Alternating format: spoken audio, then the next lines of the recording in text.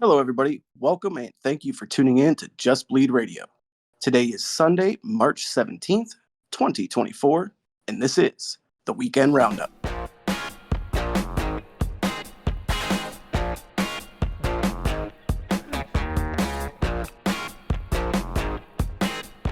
What the fuck is up, my blood brothers? No, not the damn street gang. Welcome on into another edition of the Weekend Roundup, proudly brought to you by Just Bleed Radio. And no, we are not the podcast about ladies getting their period. I'm talking, of course, about the home of casual content for combat connoisseurs. You guys know me, I'm Lazybed, so let's go ahead and bring in my co-hosts here. Up first, he is the California kid without the curly hair or the butt chin. It's Austin. Hello, how you doing, sir? And next up, the world's only rodent secret agent who moonlights as a part-time MMA podcaster. It's Dangermouse. Hello, everybody. What's going on, guys? I'm laughing. I was going to do a completely different intro for myself there, but you were making me laugh too much, so I'll save it for another week. It's always good to have something in the can for next time. Exactly. Yes, sir. All right, so of course, this is episode 4 of the Roundup, and today we're going to go over the co-main and main event from another sloppy shit show at the Apex. Then, time permitting, we'll go ahead and bounce around on some other various talking points from the card, and surely this will be one of the least viewed episodes ever, so feel free to cut loose and go nuts, guys. Yeah. That's a good point. I guess we'll just go ahead and dive right into this here. Let's get into the main event. We had a nice big meaty heavyweight tussle with number 10 Marcin Tybura versus number 9 Ty What About My Shoey Tuivasa. Tybura gets the RNC finish at 4:08 of round 1. What did you guys think about this battle of the blockheads here? Two fat guys at the Apex. Exactly. You want this one, Mouse, or no? Yeah, it won't take me very long, so I've got a few maybe amusing things to say on it. I'm not going to overly go over breaking down the fight because there wasn't that much to it. But no shoeies on Ty's birthday for this one. That's one thing that is for sure. And the victory goes to Marcin Tybura, or should we say Jean-Baptiste Emmanuel Zorg. Jesus, yeah, that's right. Yeah, I checked that name. Yeah, I just got some vaguely funny moments. One thing I'll comment to Lazybed said in the Discord: hand tapping or body flapping. This ain't gonna last long, and he nailed that one. And another one from our hopeful future guest, JK. I won't give his current incarnation, but we all know who we're talking about. If this drags on for 25 minutes, I'm blaming you. And I think that was aimed at Lazy. So that was kind of the amusing moments from the, I guess, the chat as we were watching. And then the brief breakdown was elbow. Ty landed a fairly decent elbow. He didn't start off too badly. Landed a few fairly heavy blows. Put Tybura's head, and then Ty somehow got turned back towards the cage. I can't remember exactly how it happened.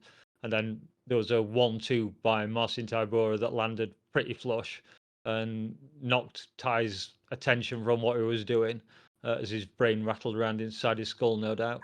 And then Tybura was in on the takedown, and that was pretty much where it ended because it took him a few attempts to get Ty down, but eventually, I think it was Dominic Cruz was saying once Ty started taking, throwing the little side punches, I don't really know what you call them, to the head.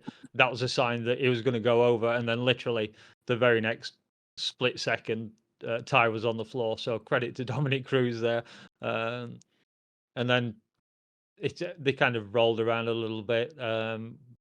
With Marcin eventually getting the back. Well, he got the back, and then was hammering little short shots in on Ty's head. I don't think they were that hard as terms of heavyweights, but obviously no one would enjoy taking those. And then eventually it ended up down with Marcin managing to sink in the rear naked choke attempt. But you could hear Ty sucking in breath or Mm.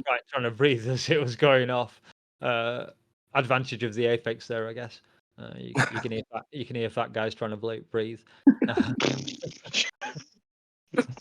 Fuck, Jesus Christ. I'm having fun with this one. There you But go. yeah, eventually, I think Ty went unconscious. I think I was thinking he tapped at first, but I didn't see any tap when I rewatched it. So I presume he passed out very briefly, and then Marcin was up and taking his props. So I saw at the start of the fight there was a comment from the commentary team, first blood Ty after the elbow landed, and I added my own comment underneath it, last breath Ty. So, but I was owned by my two co-hosts on picks on this one because I know they were of a very select group that actually picked Tybura. So I'll finish my abuse of this fight and pass it on to probably Austin.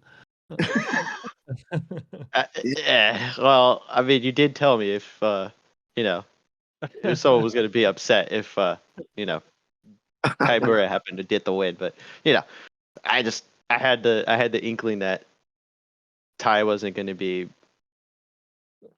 What do you say? The man is a heavyweight who's been in the UFC for about a decent amount of time. He's had a couple of main events as well. He's definitely been a guy to watch, but it's like he can't get out of his own way, or he's not dedicated enough to work on a craft to defend takedowns. Because Marcin's not the greatest grappler in the world, nor is he the greatest boxer. He happened to land, like you said, Mouse, and just kind of catch him off guard, grabbed him from the waist, and then just literally just did a trip. It wasn't anything complicated, and then couldn't get back up. This is peak MMA for heavyweights. you know. God, I don't know what else to do with Ty at this point. But you said it best, Lazy. I think I'll let you introduce that point at a certain when you get to it. But it's just it's disappointing because you feel like this should have been Ty's rebound, and this is like the second time he's had to do that. But even then, this is like, God damn it, God damn it. That was it. That's the only thing I could think about. It's like. It's not like he was beating the crap out of him from top position, but neither here nor there. More disappointed than anything. I think a lot of people were pretty disappointed last night, like all around social media, whether you were on Instagram, Twitter, our Discord, or wherever you were. It seemed like the consensus was, no, not again, come on, Ty. Like, fuck. Yeah. A couple of my thoughts here, just random thoughts, not necessarily having to do much with the fight. Afterwards, Tybura at the post-fight press conference, somebody asked him, I don't know which reporter it was, but somebody asked him about the haircut. And he said, and it made me laugh, so it might make somebody else chuckle. He claimed that the reason he cut it like that is because he's getting old and he's balding more heavily on one side. So he just my God. like, why don't you just shave your whole head? But whatever works for you, Tybura, if that's what you want to do. And then, yeah, I gotta say it. I've been saying it for the longest time. Perfect fit for Tai Tuivasa is BKFC. The dude is fucking made for their promotion. Feldman, their president, I think he's president, CEO, whatever the fuck he is. But David Feldman, if you give him nothing else, the dude cuts the check. He's willing to pay his fighters, from what I hear. I'm no insider, but so you got some big money on the line there. You're going to be able to have your sponsors. You got the skills and the ability in a setting like that to make a title run in their heavyweight division. And I wouldn't be the least bit surprised if they let him do promos with his beer. What is that? Drink West or whatever it's called. Yeah. Yeah. And he could use that, and so could Tyson Pedro now. So you guys, Yeah, it'd be a good fit. I'm not the world's greatest fan of BKFC, but yeah, for sure, it'd fit in very well there. Yeah, It'd be worth paying. Yeah, now they would have names that are more. So that they don't have names, it'd be just more interesting to see Ty go over there and see what he can do. Fallon Belcher can win a belt, Exactly. I mean, Ty's still fairly young. He's still got juice in the tank. You're on a real skid in the UFC. And what do you've earned your name value and everybody knows who you are and you're celebrated amongst the people. But bro, you haven't done a shoey in 2 years.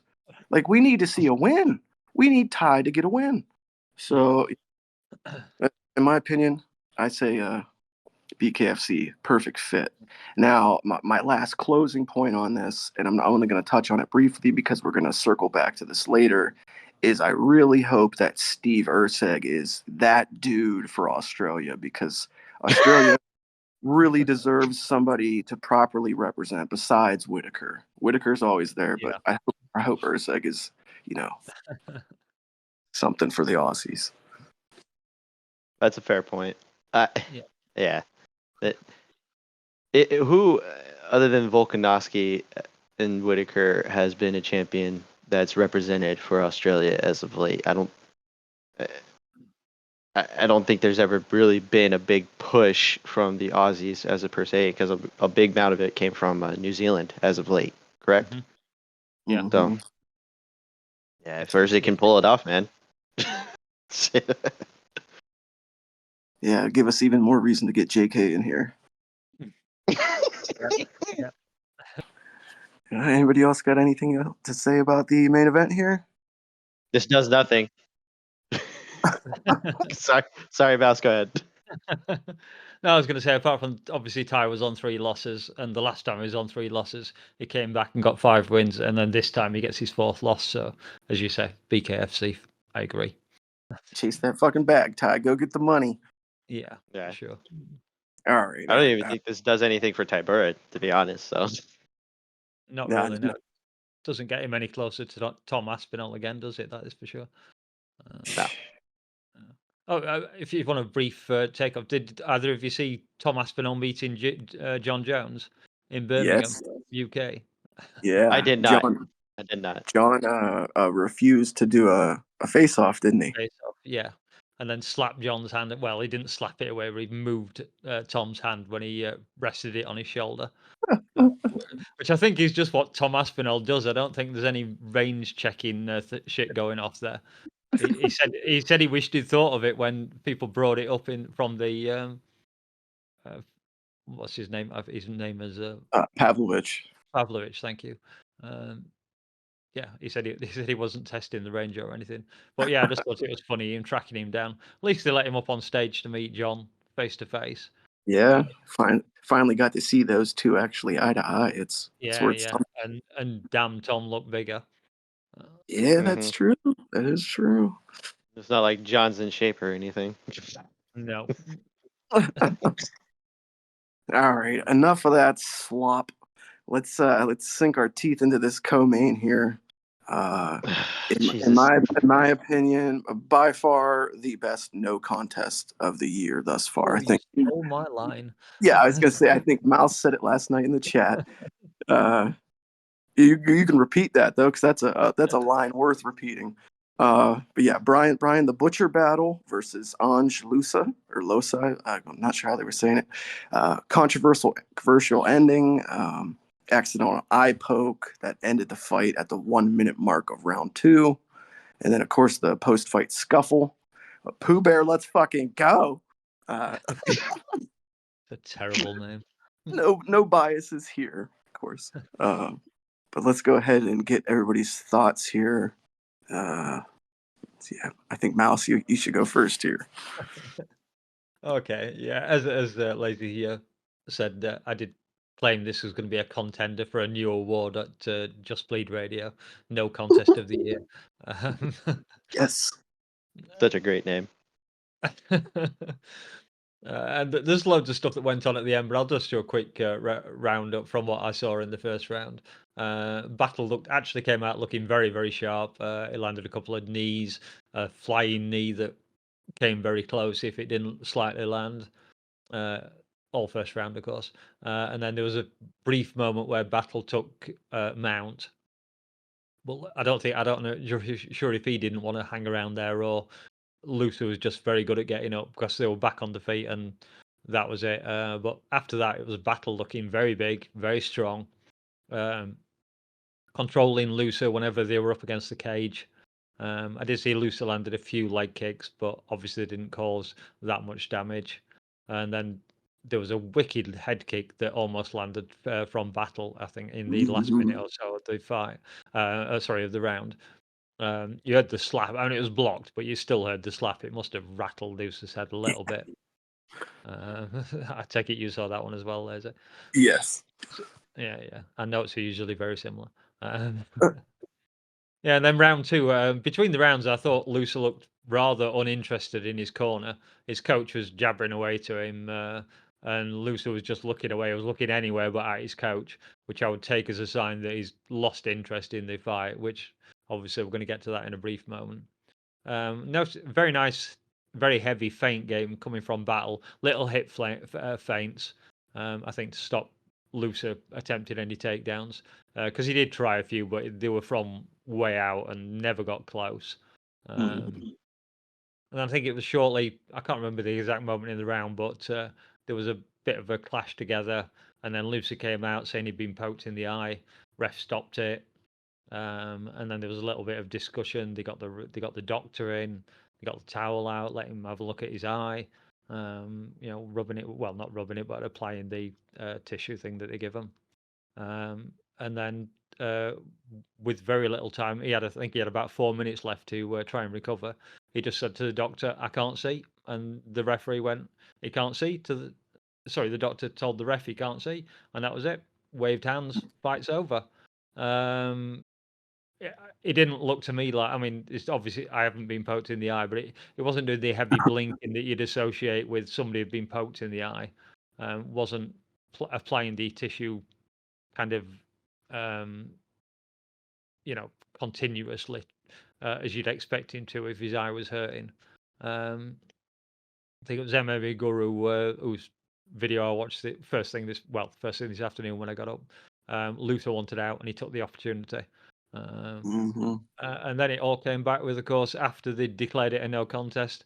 Battle leans in, calls him a pussy, and next minute, Lucer's all on for the fight going on after that. He's as they drag him away, screaming back, "I'll kill you!" And then Battle, I was whooping your ass, which is all true. So yeah, I mean, a lively ending, as I said. No contest of the year contender. And that's really all I've got to say on the matter. I'll let someone else jump in. Eventful is the word I would say, right? That's a good description. No. So my thing was, if you're going to be upset about whether or not this fight was a no contest, it's an eye poke. It happens. I think if I remember correctly, the rule is they're not supposed to engage with whether or not they can see or not. They're supposed to be like, they identify what happened and then give them time to be able to say if I can fight or not. But I guess that comes with the 5 minutes. If he says I can't see, then they immediately have to call it, right? So yeah. Just unfortunate, I think, is the word, because I don't think he meant to say I can't see, like I can't fight. I think he just I can't see right now in my eye. Just the doctor has to do the thing that we all expect them to do, which is take the cautionary or the precautionary step. The only problem with it is that he should know he has 5 minutes after an eye poke. He must know the rules.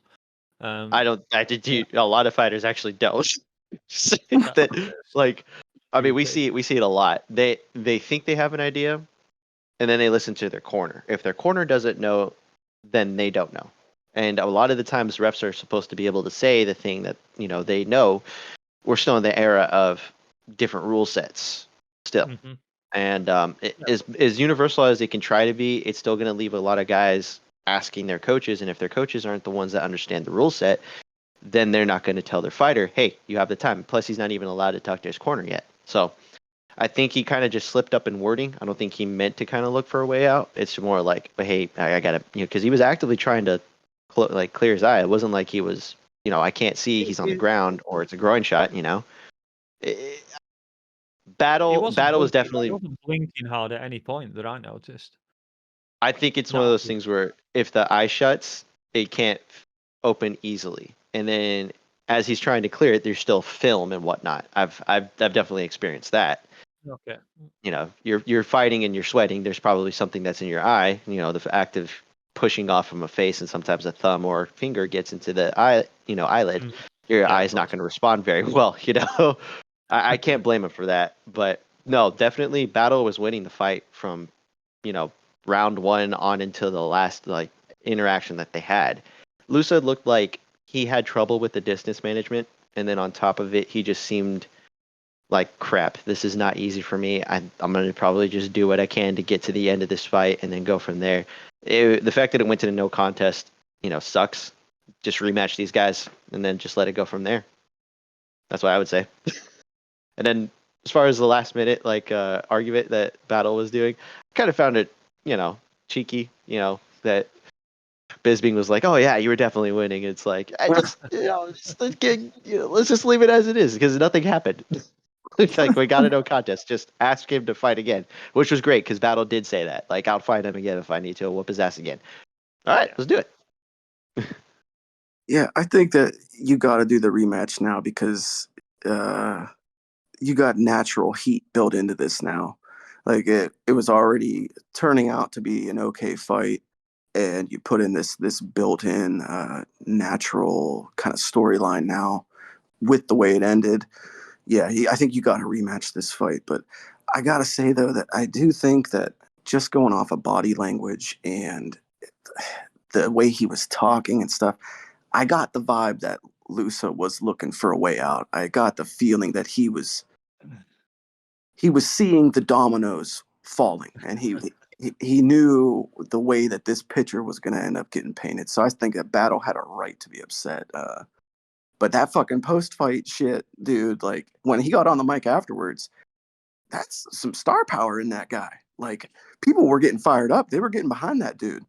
So my other point would be I would like to see Battle in an arena next because he does have that kind of vibe and that attitude where he deserves a crowd. He would feed off of a fucking crowd, and I think the crowd would feed off him.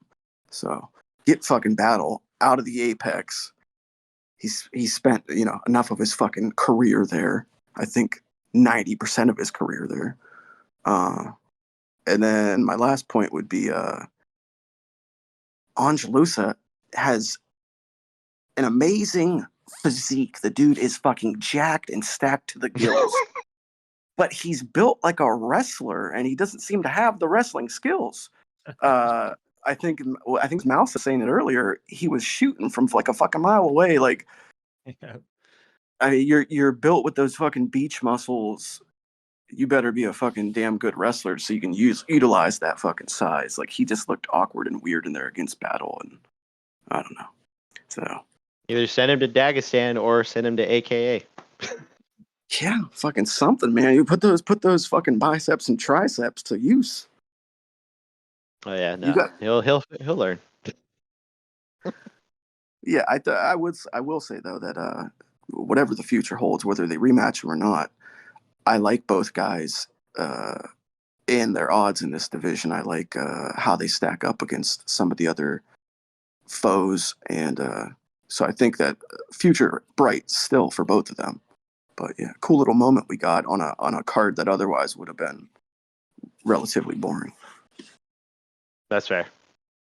Anything else on this topic? No, I think I've said everything I want. Yeah, so with that, we're going to go ahead and we will get into some rapid fire topics. Just some random shit that occurred last night that might have stood out to us. First thing I want to bring up, referee Mike Beltran in that weird stop and go moment during the Jacqueline Amarim fight versus Corey McKenna. Did you guys think how, if at all, did that affect the armbar, or was that just inevitable? Yeah, I mean, it didn't really slow it down at all, did it? No, it sure didn't. Yeah, I thought it prolonged it and actually made it worse. Yeah, you may well be right there. Yeah. She was. Was it 3 different times she had her arm extended in 3 different positions, and yet it almost looked like she almost tabbed twice. So it was kind of like, he's looking, he can't see all of it, and Mike Beltran's not the best at stopping when they need to stop. So that's usually the issue. Yeah, I think she might have faked him out slightly. I think she started almost tapping. He saw her hand move, but her hand never touched the leg, and obviously he saw the movement and dived in. But it was a little bit early. Were those some of editor Dave's favorite Brazilian taps? No. Yeah, they phantom might be. tap? Yeah. I thought you were going to say something else there. Uh, I'm pretty sure there were some comments made about Amarin's appearance. I might be thinking of the wrong fighter here, but she's got no. the losers points for the bad tattoos. Oh, looks like my someone God. No, doodled on her don't, arm. no. I'm pretty sure that's it. I'm sure she's a lovely girl, and she can definitely don't get me wrong. I wouldn't want to roll with her on the floor in a jiu-jitsu fight. But yeah, so yeah, I can't fault her. I don't know why she was so undepicted on the Discord, quite frankly. I Newcomer, think that probably. I believe she is fairly new, and I think that a lot of people are just really high on Corey McKenna. Corey McKenna, I don't know if it's her fight style or being from alpha male or Yeah, her it could cutesy be. looks, but a lot of people are really high on her. I know personally I was too. She does commentary for I think LFA sometimes. It might be I think it's LFA, but yeah, she's you know she was coming off of a long layoff there. I think it was like an 18-month layoff, maybe longer. Uh, That's never you a know, good sign. yeah, at a young age, so she was probably coming off of a pretty serious injury. Whether you do or don't believe in ring rust, No, that there was definitely is ring rust. yeah, there seemed to be some pretty serious jitters, and The MMA on point guys would disagree with you there, Austin. I am just saying some people are above it and some people are not. but yeah, fucking Beltran, that he, I don't fully fault him because like we were saying, there might have been some phantom taps there, and it was iffy at moments. She might have been squealing, making some noise. Who knows? Mhm. But the part that bothered me was the stop, go, go, go, go, go, go, go. Like, what was that? Like, if I'm a fighter, that's gonna be I think he recognized that he was jumping in too early, and I think I'd be okay with that if he just said nothing, right? Just that yeah. if he had said nothing, it would be fine, like a typical ref, like hovering. Mhm. If he falls forward, it is what it is, and he stops the fight regardless. But uh, he's waiting to see what happens next, and I'd rather prefer him to not speak and then speak only if he needs to. Which again, it's like you said, it's like it's not his fault that he thought something was happening. It's just Yeah, shit happens. yeah. But yeah, so because I'm standard questionable moments with UFC referees. Fair. One for the low lights reel. Yeah. Yes. All right, moving along. Next little rapid fire topic here. Christian Rodriguez with the split decision win over Isaac Dalgarian. Dalgarian seemed to pretty much dominate for the first 2 rounds, and then C-Rod took over in the third, but wasn't able to finish. Some people had issues with the scorecards, others didn't. What do you guys think? Were they fair or were they squirrely? No, fair. I mean, guy who was wrestling the whole time didn't really have anything close via submission. He was just kind of dominating via position. And if you're not actively trying to score from positions, you do not win the round because you are not actively trying to score damage. Therefore, Mhm. Christian Rodriguez gets the win because he actually did more to finish the fight. Yeah. I'm going to disagree completely with Austin here. No, okay, Ooh. that's fine. And again, I'm agreeing with the guru because he went mental over this result. You had round one, you had Bulgarian almost got in the Peruvian necktie attempt, which would have been very, very rare. He was all over him in that first round. Every single judge scored it 10-8 for Bulgarian. So don't begin any bullshit about it's a 10-9 round. All 3 judges agreed 10-8. Oh my god. Second round, it was kind of a little bit more back and forth, but Bulgarian was again holding most of the holding positions in a better way, if that makes sense. And I think there was one nice knee by C-Rod that he threw up while he was up against or about to go back against the cage. Glanced off C-Rod's head, didn't do any significant damage, and in fact there was a low kick landed by Dolgorov just a few seconds later as he stepped back out into the center of the cage that probably did as much damage as that knee. In fact, probably did more damage. And then the last round, Dolgorov's, he faded completely. No arguments here. And I've got to mention it, especially because I've just spent 10 minutes cutting it. There was a beautiful footy kick to the body by C-Rod in full Khalil Roundtree style, and I was like, "Oh yeah, that's a beautiful shot." I did love that. Yep. But even Bisping was saying that. I know that's not necessarily you can agree with the commentators, but I thought the team were on pretty well most of last night. To be fair, but Bisping said that C-Rod needed a finish in that third round, and I completely agreed. Even though he took it 10-8, and again, all 3 judges agreed it was a 10-8, so no problems there. But how the hell did Sal D'Amato and everybody's favourite Big John's son, Ron McCarthy, both gave round 2 to C-Rod on the basis of presumably a glancing knee shot that caused no damage whatsoever? So, fuck the judges on this one. You messed up. Take your To son be back fair, home and give him a lesson in judging fights. oh my god. You wrote Okay, the rules. so just to defend the refs here, the criteria is not attempts. It is landed damage, landed attempt and inflicted, damage. I guess is the word that they don't quite clearly say damage, but impact is the word that they're looking for. I'll agree with you that the first round is definitely one-sided. I don't know if I scored a 10-8, but I definitely would be like it's close. It's closer to a 10-8 than it is a 10, like a 10-10 or 10-9, right? But if you're gonna score round 3 10-8, you have to score round 1. That's what I'm saying. That's what I'm saying. It's like it's Okay. there. I personally wouldn't, but it's one of those ones. It's like it's there. If you it's got a better argument for a 10-8 going Dungern's side. However, I think the thing that we forget is that the criteria doesn't award positions and submission attempts. It's the submission is its own reward, just like takedown defense. The takedown defense is its own reward. Therefore, the actual landed shots, Christian landing do I think that he could have, missed in? I think it was close enough to where you can argue, okay, what's the only thing that's landing in this fight? Just a quick throw in it. Just let me interrupt you for 2 seconds, because I just seen something on my notes. By the end of the second round, there was 8 minutes 21 seconds of control time from Bulgarian. By the end of the 2 rounds.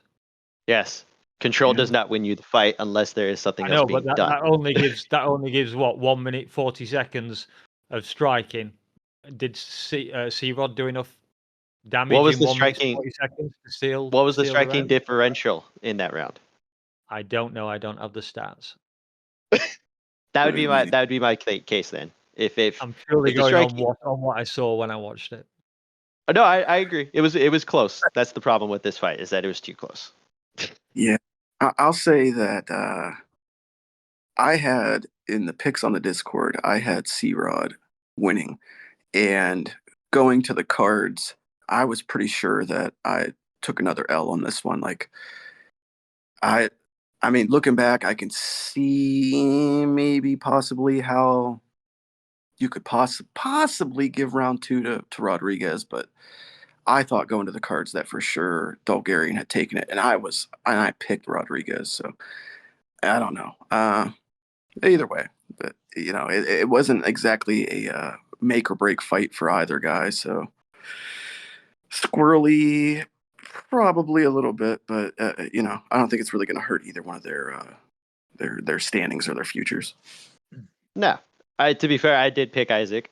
so, so, so I mean, I would have been fine either way. But this one was actually, like you said, split between the Discord. It was 12-12 for all of us. Like, yeah, it was a close one. It was I noticed that. close. It was close. Yeah. For what it's worth, 97 of 135 total strikes landed for Rodriguez. 56 of 89 landed for Bulgarian. That's my only thinking on it. Although I would say that if this was the old criteria, before they changed what they wanted to do with the impact, I think Isaac Bulgarian actually wins this fight handedly, even though he gassed terribly in the 8th or the 3rd. I'm sorry, but I think the impact is what they're looking for. Impact, but again, close fight. No harm, no foul on who wins or who loses in this one. I could have lived with a draw. Yeah. But not a win for Rodriguez. He did not deserve a win. This is a fight that should have been drawn, if anything. Closing point on this, I want to say that in the Discord chat, I said at the end of the first that I was pretty sure Bulgarian blew his load and he was going to be spent, and sure enough, he fucking was by that 3rd round. So this is what it is. Better manage your fucking cardio better next time, Bulgarian. If you're going to wrestle like Marab, have cardio like Marab. Yeah. All right, moving on. There's someone else that's going to get brought up about that one potentially. So No, Jesus. I think Lazy knows what I'm talking about. Somebody with bad cardio? I don't know. Last thing that I wanted to bring up here for these little quick hits, rapid fire topics is just a very brief shout out to the 40-year-old Ovin St. Preux with a nice win there over Kennedy and Zechiku. Fucking terrible first 2 rounds, fantastic 3rd round. They let it all go in that 3rd. What the fuck, Kennedy and Zechiku? Like, what are you doing getting beat by a 40-year-old OSP? What do you mean? Like, what do you mean? What do you mean? In OSTs depends. Let me say this. Ovin St. Preux definitely was that guy who he has he's sneaky. He's sneaky. If you remember correctly, he's the man who lost 2.5, almost 3 full rounds before the head kick on Corey Anderson. Oh yeah. So he has his moments. He just is very inconsistent. And him being 40, I don't believe he's going to make a title run, but he's definitely a light heavyweight. That's a name that you can put into a co-main event or even a feature fight on a Apex card and do fine with. It was weird just seeing him kind of willingly just 1 and 2 shot, which he's never been known as a combination fighter, so it's fine. But he's just never adapted. But I'm happy he won because, I picked him. I did not actually pick him. No, I didn't. Never mind. Forget what I said. I thought you had picked him. I can't remember, to be honest. Yeah. Shout out OSP though. Shout out you old 40-year-old bastard. Getting in there and doing the thing. Oh yeah. The one thing I certainly have to say is Kennedy and Zechiku. There you go, Dominic Cruz. That is how you say it 3 times quickly in a row. And that's with an English accent. Jesus. Yeah. Come on, Dom, get your shit together. Yeah. He was not great on the mic. No. Not on this one, not particularly, no. You guys got any other quick hit topics from this card that you'd like to touch on? I did like this tweet from about the same fight that I saw on the Discord from someone called Matty H, obviously on X. Blood Nejeku. I've forgotten how to say his name now. Nezechiku, my brother, I love you, but if you're losing a decision to 2024 OSP and getting knocked down, you got to pick up a trade. Personally, I feel you'd be a great welder. Yeah, I would like to say that I want to petition to rename the Apex the Plateau because it's where your career goes to level out. So Oh yeah, Nope. there is one thing I have to bring up. It's not really a subject for the show as such, but it's a question for our editor, Super Dave Fairtex. So I hope he's listening. He recently mentioned on the Discord that he only recently listened to Eminem's Marshall Mathers LP for the first time. Now I presume he means he just listened to the entire. That's the first time he's listened to the entire album. Because you're not telling me he hasn't heard Stan, because I pretty much refuse to believe that anyone in the world hasn't heard Stan. So what you got to say? What you got to say, Editor Dave? What did you rate it as? I rated the album as a 10, but I listened to when I was talking about Brian Battle, and that's why he never heard Eminem before, and he finally heard it for the first time, and so that's why his hair is blonde. That is equally crazy. Yeah. Brian Battle never heard Eminem. Yeah, exactly. Oh. No. Ah, He's the same dude who sounds like Forrest Griffin, but arguably is worse than him. Hey, I like Pooh Bear. Fair.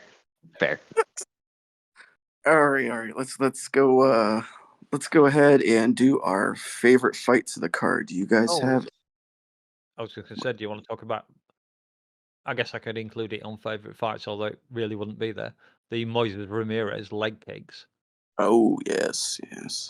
Those were pretty vicious. Good thing Joe Rogan wasn't there, or he'd have been fucking going nuts. Absolutely. Good job by the ref in this particular case. He did not foul up.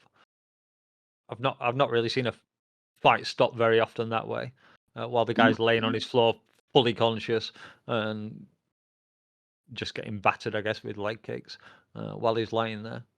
I did think it was those pretty are funny. vicious. Yeah, for sure. I mean, did you see the state of his leg afterwards? Looked like somebody had taken a baseball bat to it or something. Yeah, he went to. But I did like Ramirez laying on the floor laughing as Moises came round to talk to him, obviously, I guess, to ask him if he was all right. And all I could hear was him laughing away. And you know, I couldn't hear what he was saying, but he certainly seemed in good spirits for the fact he'd just had his leg turned into raw meat. All right, well, let's keep this moving so we can get our boy Austin on out of here, because we're on a strict time limit, folks. Yeah, please. That's my fault. No, it's good. This is a roundup. This isn't a full lengther. So, favorite. A week or so, Austin. I think a week or maybe 2 weeks, and my time cards will line up with yours again, and we'll all know where we are. Yeah, still getting used to it. All right. Favorite fights of the night. I'll go ahead and go first here. I gotta go with Kulabao versus Silva. Fucking hell of a fight. Even though Silva missed weight, and I kind of felt like Kulabao won the fight. I might need to go back and watch it, but watching it in the state I was in last night, I felt like he might have won.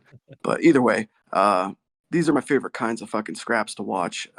Two guys just willing to stand and exchange, but they were also utilizing a good variety of strikes, using their footwork, using the octagon to their advantage. You know, it's a technical slobber knocker, more or less. But I love watching Kulabao fights, and Silva could be something to watch if he gets his weight under control. So, hell of a fucking fight.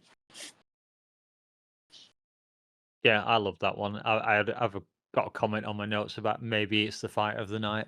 I'll make a full decision on that in a moment. I actually had it I was pretty clear in my mind that Silver had won it. I had him up the first round and I had him up the second round. And even Kulabu's corner was saying that he took round one, so I guess maybe I misread it. I'm wondering if that's meaning they were saying Silver took round one. I think that's how they were saying it. So yeah, great fight. Can't fault your pick there. Go on, Austin, I'll let you take yours away while I have a quick look at my notes. I was gonna say Thiago Moises versus Mitch Ramirez. I would have picked OSP versus Kennedy and Nchechuku just for the third round and the lulls, but No, this is a good win for Thiago Moises because he's been in the trenches, man. I mean, if you look at his fight history, he has not fought nobodies. He has fought some goddamn killers, and he's paid the price a couple of times, and he's still young in the game, too. I mean, he's a dude who doesn't take easy fights for sure, and this is him just defending his position against the lesser of the opposition. This is what happens when you enter the UFC. This is a quality lightweight. He's not just a regional guy. That was a good fucking fight. Nice banger scrap. There were lots of good bangers on the prelims. Yeah, surprisingly. Not so much in the main card, unfortunately. I mean, I guess there are a few there. Maybe I guess we'll get to scoring it probably by the end of the show. I'm really reluctant to pick a favorite. I kind of like Mike Davis versus I can't remember his first name or Levy, the Natan Levy. Yeah, Natan Levy. Thank you. Yes, I thought that was quite an amusing fight because Mike Davis just looked so super chilled out. It looked like he was having a friendly roll in his local gym or something at some points. So I guess it wasn't a super impressive fight, but it was a super impressive performance by Mike Davis. He's been injured. Yeah, I was gonna say, I think he's been out for a couple of years, so hopefully we'll see more of him in the future. And it was kind of bullshit because he got snubbed on the fight on the bonuses for the night. There was 4 bonuses given out, and he wasn't one of them. Well, he did kind of speak out against how the UFC handles pay and injuries, so that could be a reason. Yeah. was not privy to that. But it was the night of the rear naked choke. We had Filio versus Osborne. He got a finish by rear naked choke in the first round. That was pretty nice. That was a pretty nice finish. Short fight, but I mean, and we've already talked about McKenna versus Amarim. That was another pretty fun fight. I guess if I had to give an off the wall one, what's her name? Chiasson. Oh yeah, Macy. Macy Oh Chiasson. Yep. I can't remember who she fought. My mind has gone blank at the moment. I can't find Kienzad. Yeah, Penny. Thank you. Yes. It was a rematch. Yes. Yeah, I believe so. Yeah. I thought that was quite a fun little fight for a ladies' fight. There we go. It's a very short notes. That's why I missed it.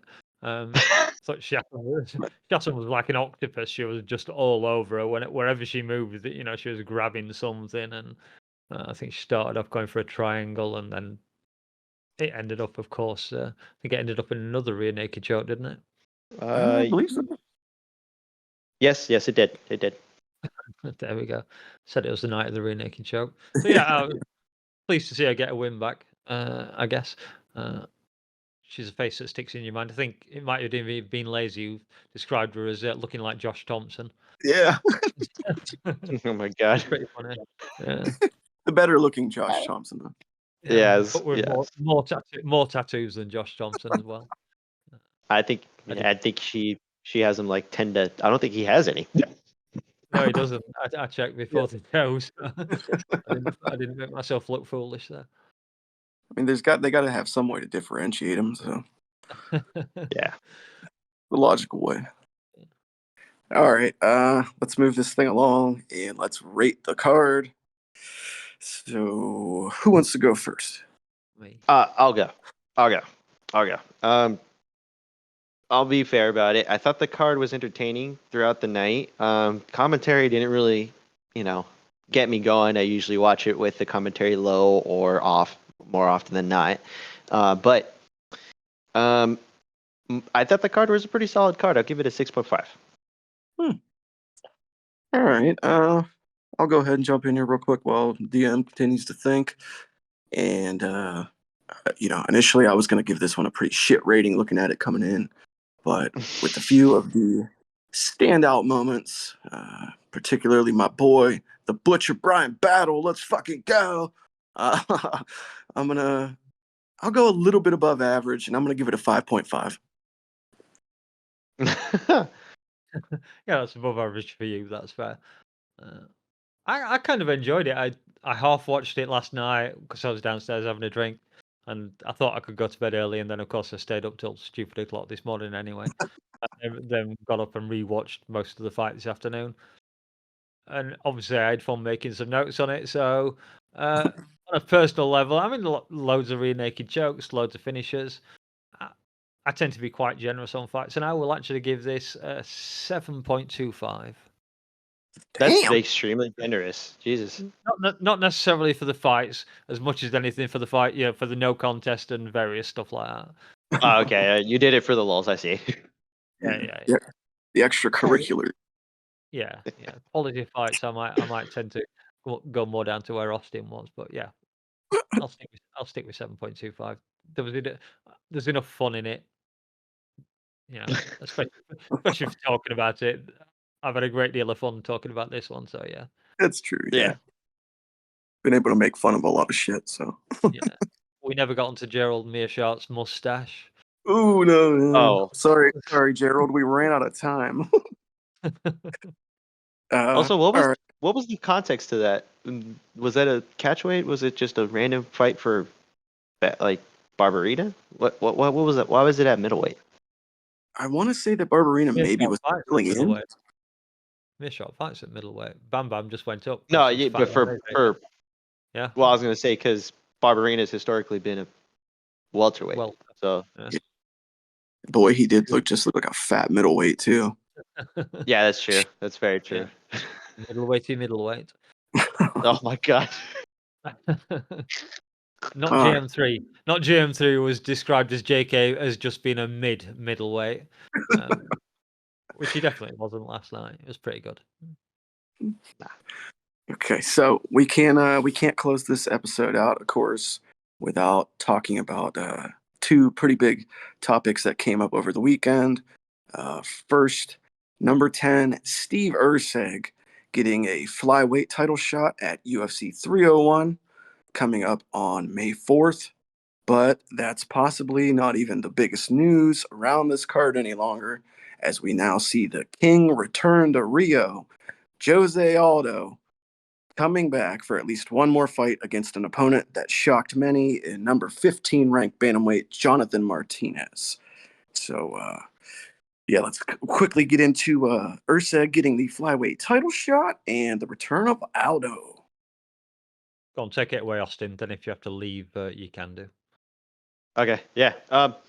One, I hope Erceg actually puts on a great performance. I don't think he's going to win. I don't think he's got the ground game to handle himself, but he's definitely got the stand-up, and we can see that Pantoja is that guy who can stand and bang if he wants to, but he's definitely going to need the extra gas to get past this guy who's got deadly hands. As long as he keeps it standing, Erceg has a chance. However, the King of Rio, who was once known for leg kicks, is fighting a guy who's destroyed his opponent's legs in his last couple of fights and is also very good himself.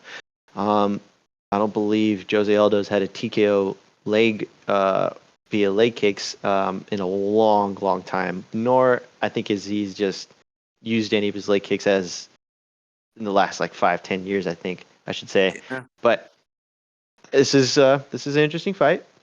He wanted to box. He tried. I think him being out for a while is not going to help him at all, especially with him being a bantamweight. This is, par for the course for random fights that don't make sense in this division. But hey, what are we going to do? Excited nonetheless. Yeah, big news. Well, DM, do you want to jump in here, or you want me to give my thoughts? Yeah, you might as well give your thoughts. I don't have a lot of thoughts on this. I hadn't thought about it before the show, to be honest. So. Oh, yeah. Okay, all right. Well, personally, I'm excited for Erceg. Touch back on my earlier points. I'm glad that he has a chance to potentially put Australia on the map once and fucking for all. Yeah, that's fair. Would really like to see that. Plus, I'm also a really big fan of his fight style. Didn't know until his recent interview with Luke that he has a lisp, which, I mean, he's a pretty well-spoken, articulate guy, but the lisp definitely threw me off. Yeah, good. People are shocked by him getting this shot, but I mean, you look at flyweight and shit's been fucking jammed up for so long. Getting some fresh blood in there pleases me. I believe this is the first non-rematch in the flyweight division since 2020, which is fucking God wild. almighty. That's For crazy. the title rematch, non-title rematch. But yeah, so good on Steve Verseg. I'm rooting for you, brother. And then as far as Aldo goes, man, I'm 50-50 on it. You know, I'm happy to see him back in the UFC, but I also was really moved and touched by his Hall of Fame acceptance speech. I watched that shit when it aired live, and it was a fucking magical moment. So to see him back in the cage is kind of like, oh, dude, you're diminishing what that meant. But to steal a take from the MMA fighting post show last night, I think it could possibly just be him fighting out the last fight in his contract with the UFC, because despite quote unquote retiring, he still had one fight on the contract left, and you can't move on from that contract without finishing it out. So it could just be one last fucking show in Rio and then off to whatever's next. But yeah. Yep. They Sounds did. like They did need extra help in this pay-per-view. I know that much. Mhm. No, that makes sense. I'm going to say the UFC isn't completely against giving people out on their contracts. I think with one or two fights, well, one fight certainly left to go. But I guess Aldo has some value as a former champ. That's Yeah, there pretty was pretty popular. juice left to squeeze for this 301 card that really needed some extra Brazilian good flair. Good phrase to use. So yeah, I'm never the biggest fan of older fighters coming back, especially once they've kind of. Did he officially retire? Yes. Yeah. So yeah, coming out of retirement, not a big fan. How old is Aldo? 37, 36. I think when he left, he was 36, 35. No. Yeah. So yeah, It- well over that. His I'd main, imagine 5 number. yeah, I think his main thing was to try to box and actually pursue that, because he boxed Jeremy Stevens. Yeah. I don't really care for that kind of stuff, but you know, No. if he's looking for a paycheck, I'm hoping he gets it, and I'm hoping that he gets a send away severance package for this. Yeah. You know, I take it we're not talking about the other elderly boxing match this week. no. Okay. I don't know what to do with that one. I had to stop and think for a minute, and I was like, oh, no, we don't need to talk about that. Yeah. Okay. We can save that for another week, maybe, if we get bored. Yeah. Yeah, we got. The closer it gets. Yeah. I'm sure there's going to be some downtime in the coming weeks that we can scrounge that up from the bottom of the barrel if we really need it. If we need to. So that's about all we got there on those two topics. I think so. Yep. Yeah. All right, then that's going to about do it for us here. I think we've just about milked this weekend drier than Tuivasa has milked his time in the UFC, which means it's probably past due we wrap this thing up. Make sure to check back throughout the week for all the little extra JBR tidbits and goodies. And if you'd be so kind as to like and subscribe on the way out, we would greatly appreciate that. So for No Special, Dangermouse, Super Dave, and Chatri, I'm Lazybed, and this has been the Weekend Roundup. Fuck yeah. Thank you. Yes. Suck it. That was a fun hour. Oh yeah. Good times. All right then. I'm out, guys. Thank you. Catch you later. Fuck you, Craig. Fuck you, Craig. Craig, you old bitch ass. Hey, wait. Hold up, man. We almost forgot. What did we almost forget? To say happy St. Patrick's Day, ladies and gentlemen. We hope you had a good one and found all the gold at the part of the rainbow and all that whatnot, and shenanigans, lucky charms. Happy St. Patrick's Day from Just Bleed Radio. The back leg, so as Nzechukwu. Just say it. Kennedy. I think we're all saying it differently. Yeah. Nzechukwu. We apologize. I'm sorry, man. I'm doing my best. Kennedy. And Nzechukwu. And Nzechukwu. Say that 3 times fast.